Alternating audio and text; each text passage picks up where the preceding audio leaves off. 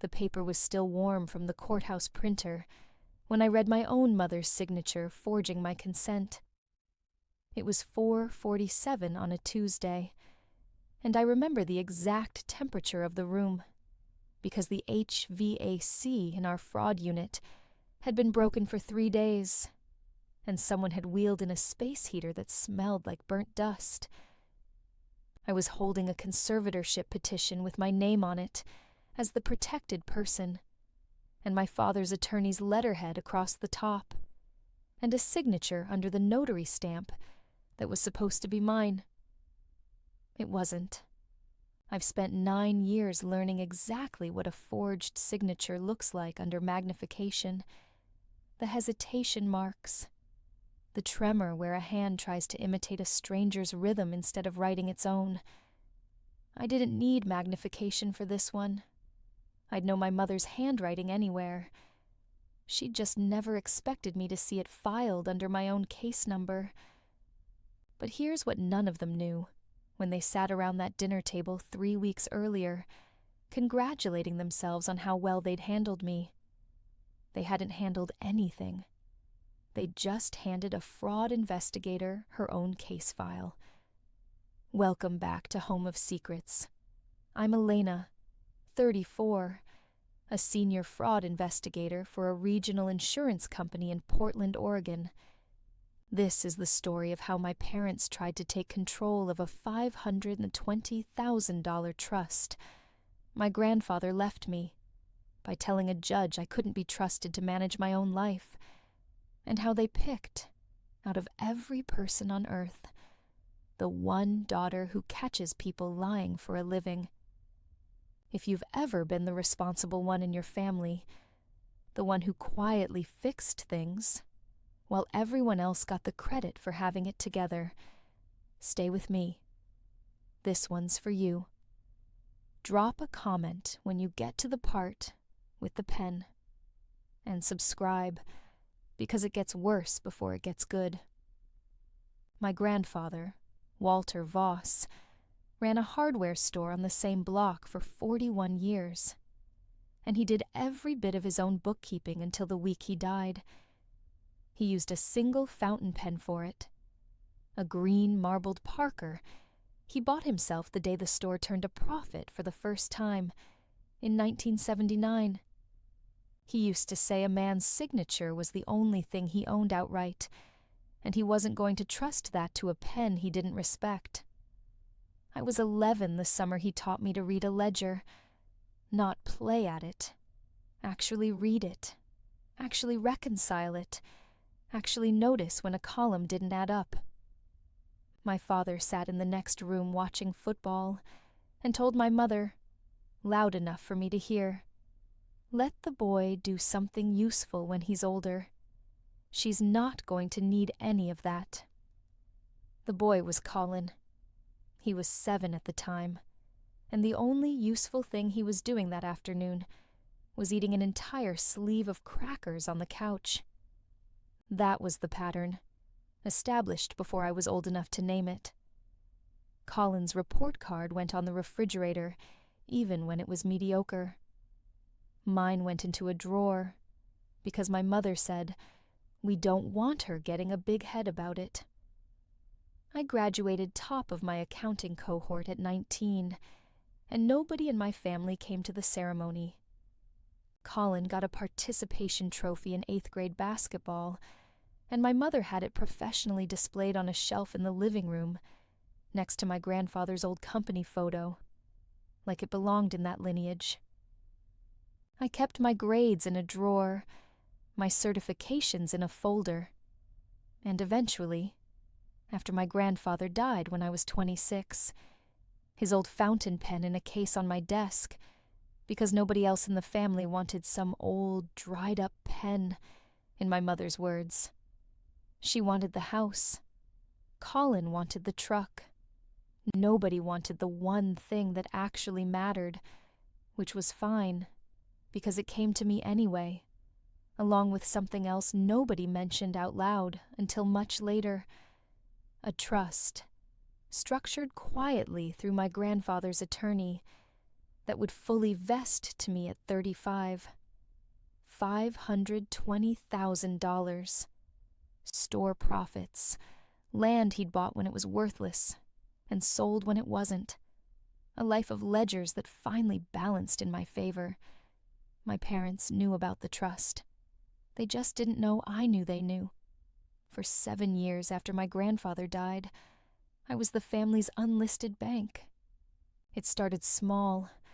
I covered my parents' property tax one October when my father's construction business had a slow quarter.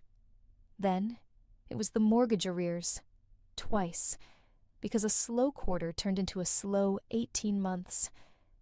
Then it was Colin's tuition at a state school he was flunking out of anyway, 4 years running, because my mother said family doesn't let family start behind. Then it was my mother's gallbladder surgery, because their insurance had a deductible they'd never bothered to plan for. I have a spreadsheet. Of course I have a spreadsheet. I'm a fraud investigator. Tracking money is the only love language I was ever taught fluently. By the end of those 7 years, the number sat at $164,000. Not a loan. Never structured as a loan, because every time I raised the word, my mother's face did something small and wounded, like I'd accused her of something, and I'd let it go, rather than have the conversation again. The humiliations came in a lower key than the money. At my cousin's baby shower, my mother introduced me to a table of relatives as Elena. She does something with numbers, while Colin, who was between jobs at the time, got introduced as building his own thing right now. Present tense, aspirational, generous.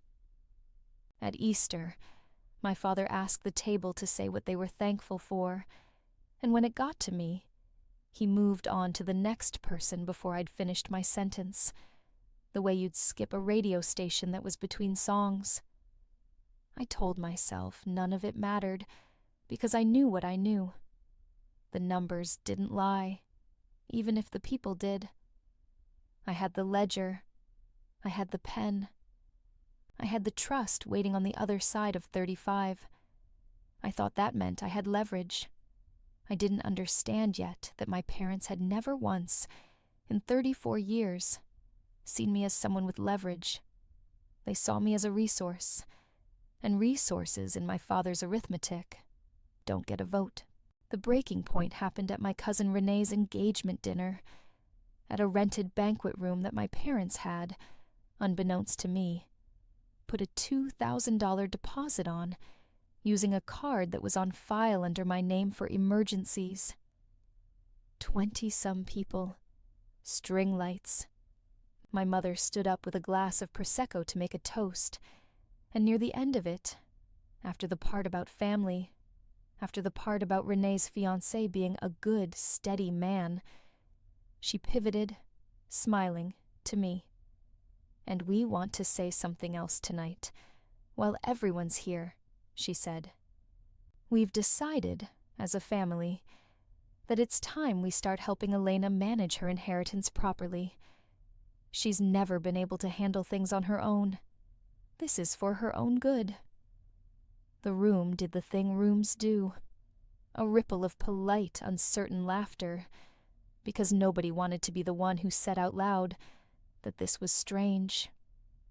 My father nodded along like she'd announced a vacation itinerary. Colin looked at his plate. I didn't raise my voice. I set my fork down, actually set it down, tines aligned with the edge of the plate, the way I set down evidence I intend to come back to. And I said, "That's interesting, since nobody's asked me anything." My mother's smile didn't move. "We're not asking, sweetheart. We're informing you." I stood up, thanked Renee for the invitation, wished her well, and walked out of a rented banquet room I had unknowingly paid for. No slamming door, no scene. Just the sound of my own heels on tile, and behind me, 20-some relatives who'd just watched a woman get told she couldn't be trusted with her own name, and every single one of them stayed in their seats. I want to say that explicitly, because it's the part that still sits wrong in me. Nobody got up. Nobody followed me into the parking lot. My Aunt Denise texted me 20 minutes later. That was out of line. "Are you okay?" From inside the building, where she was still seated, eating her dinner. I didn't confront anyone when I got home. I opened my laptop instead. Within the hour, I'd canceled the auto pay that had been quietly covering my parents' homeowner's insurance premium for 3 years, something they didn't even know I'd set up originally, back when they'd forgotten twice and gotten a cancellation notice. I revoked the authorized user status on the credit card my mother used for emergencies, the one that had apparently just paid a banquet room deposit. I called Colin's university and confirmed, formally, that I would no longer be listed as the responsible party on his tuition account. A 5-minute call that ended 11 years of quietly funding someone else's excuses. No angry texts. No ultimatum. I've spent my career learning that the version of you who explains herself while she's still angry is the version that gives the other side something to work with. I just did the arithmetic, the way my grandfather taught me. Find the number, adjust the number, close the ledger for the day. My mother called 4 times that week. I let all 4 go to voicemail and listened to them later, in order, the way you'd read a paper trail. The first was confused. The second was annoyed. The third used the word ungrateful. The fourth, my father's voice this time, said, "You'll regret cutting off your own family," which is a strange thing to say to a person you've just told, in front of 20 witnesses, that she can't be trusted to run her own life.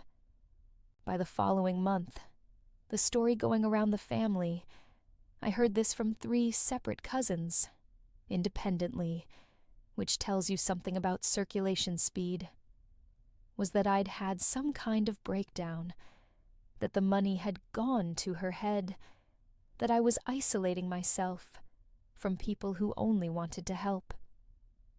My mother posted a vague, aching thing on Facebook about how some people forget where they came from once they think they don't need anyone.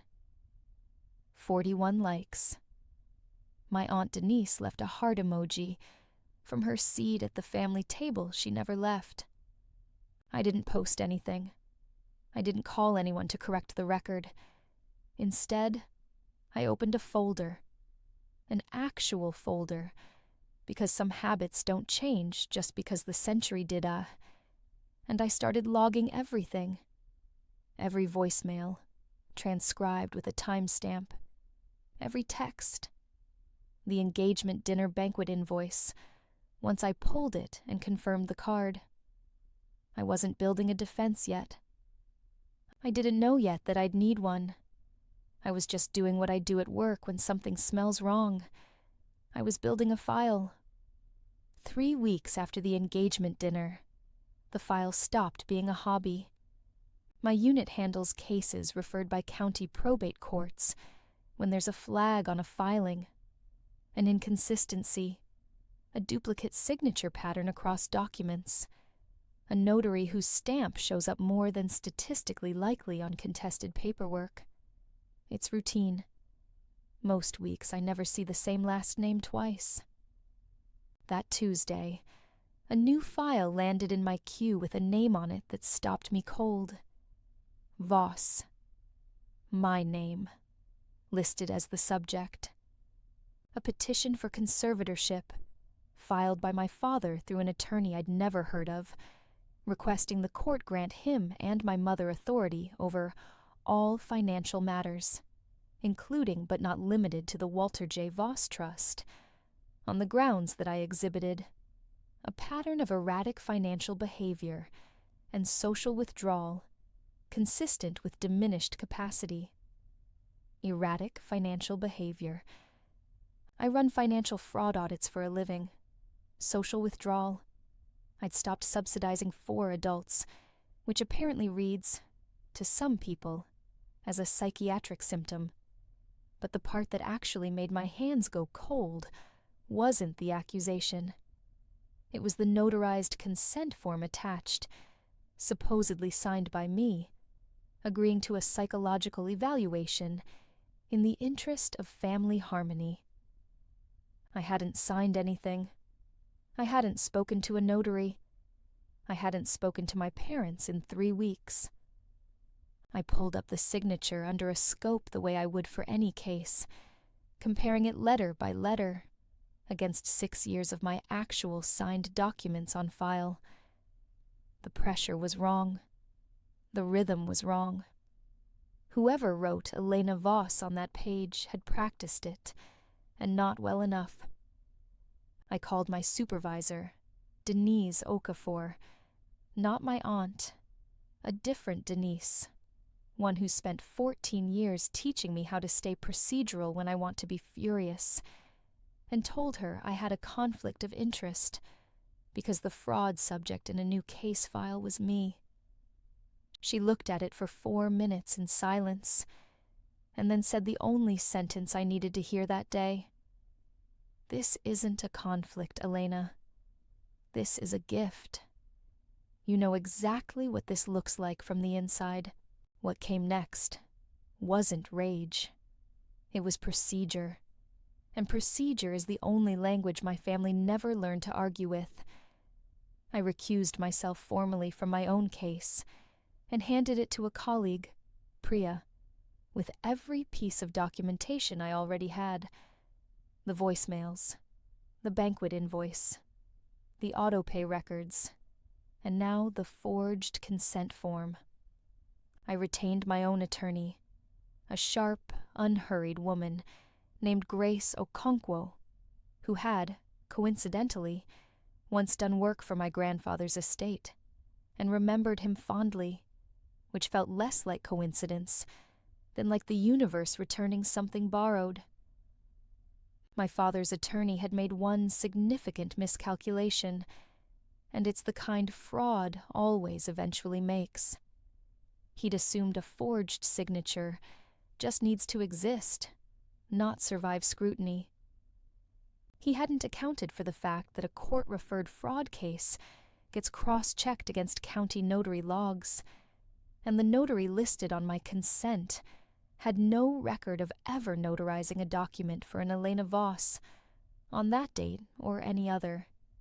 He'd assumed I'd be too embarrassed, too exhausted, or too much of a daughter to fight a filing with my own name on the header. Meanwhile, my parents made their countermove. My mother called Grace's office directly. A call Grace let go to voicemail, and then, per protocol, logged. In the message, my mother said the quiet part clearly. We just need her declared incompetent long enough to get the trust into a proper structure, and then this all goes away. She said, we, the way people say we, right before they realized they meant I. There was one ambush attempt. My father showed up outside my office building on a Thursday evening, standing by my car like he'd rehearsed it, saying he just wanted to talk. Family to family. No lawyers. I stood by my car in the cold and said, I'm happy to talk, once there's no forged document with my name on it in a county court file. He said I was being dramatic. I said the hearing was in 11 days, and got in my car. The hearing was scheduled at the county courthouse, open docket, and a local reporter who'd been following a string of elder and adult conservatorship abuse cases picked it up for a live stream segment 2 days before. Once word got around that the protected person in question worked in fraud investigation herself. My mother hadn't planned for an audience.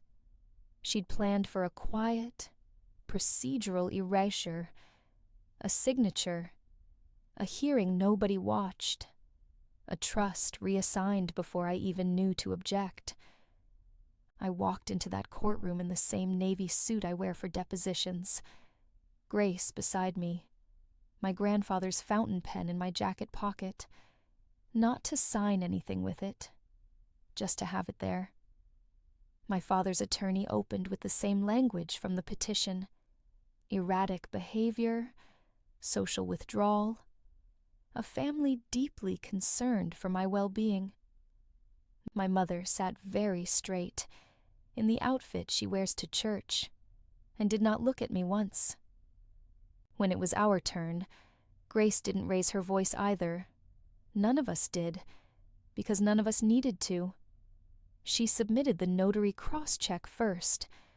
No record of the consent form's notarization existing anywhere in the county database.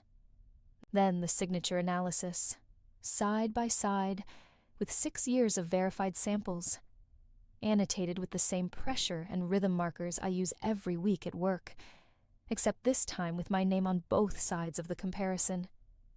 Then the voicemail, played once, in full, my mother's own voice saying we just need her declared incompetent long enough. I watched my father's jaw work, like he was chewing something he couldn't swallow. I watched my mother's straight-backed posture, for the first time in my memory, actually break, not into tears, into something closer to panic. The look of someone realizing the ledger she thought was hidden had just been read aloud to a room with a live stream running. When the judge asked me directly whether I had anything to add, I said one thing, quietly, into the microphone. I've spent 9 years finding forged signatures for a living. I never once expected to find my own name on one. Then I said the second thing, the one that ended up clipped and shared a few thousand times that week. You didn't need to control my money. You needed me to keep believing I wasn't paying attention. My father muttered something under his breath, the same phrase my mother had used at the engagement dinner, for her own good. And it landed in that courtroom the way it never had at any family table, because this time there were witnesses who weren't required to stay quiet out of politeness. The petition was dismissed with prejudice. The judge referred the forged consent form to the district attorney's office for further review.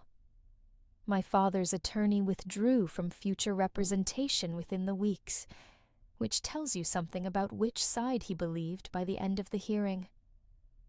The consequences arrive the way consequences do when you stop protecting people from them, quickly and in order. My father was charged with forgery and adult, financial exploitation attempt tied to the fraudulent conservatorship filing. He took a plea that included probation, restitution to cover the court, and investigative costs, and a permanent bar from acting as a fiduciary for any trust or estate in the state. His construction business, already thin, lost its 2 remaining commercial contracts once the local paper ran the story with names attached. My mother wasn't criminally charged. The forgery was traced conclusively to her hand, but the DA's office accepted a civil resolution instead, a formal admission tied to the restitution. But the social cost landed harder on her than any court could have ordered. The same relatives who'd sat through the engagement dinner in silence had, this time, watched a live stream. Renee, whose engagement dinner had started all of it, quietly uninvited both my parents from her wedding. Colin, for what it's worth, called me 2 days after the hearing, not to apologize, not yet, just to ask if I was okay. It was the first time in 11 years he'd called me about anything that wasn't a tuition deadline. For me, the trust vested exactly as my grandfather structured it, untouched, unmanaged by anyone but me. I used part of it to buy out my half of a fraud consulting practice a mentor had been trying to recruit me into for 2 years. Work I do now on the side. Mostly cases involving exactly the kind of quiet, familial financial exploitation nobody wants to name out loud at Thanksgiving. I keep my grandfather's fountain pen on my desk there too, in the same case, and I use it exactly once a year, every year, to sign the renewal on the scholarship I fund at his old hardware store's building, now a community trade school, for kids studying bookkeeping, the subject nobody in my family ever thought was worth putting on a refrigerator. It's been 1.5 years since that courtroom. I still live in Portland.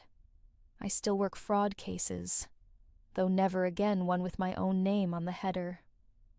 My father completed probation quietly and reached out once, in writing, an apology that used the word control, honestly for the first time in either of our lives.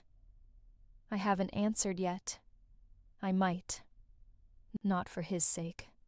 For mine, because I've learned that closing a ledger doesn't always mean burning it.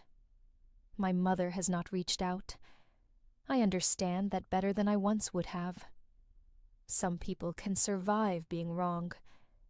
Fewer can survive being seen being wrong. In a room they didn't choose, on a live stream they didn't schedule.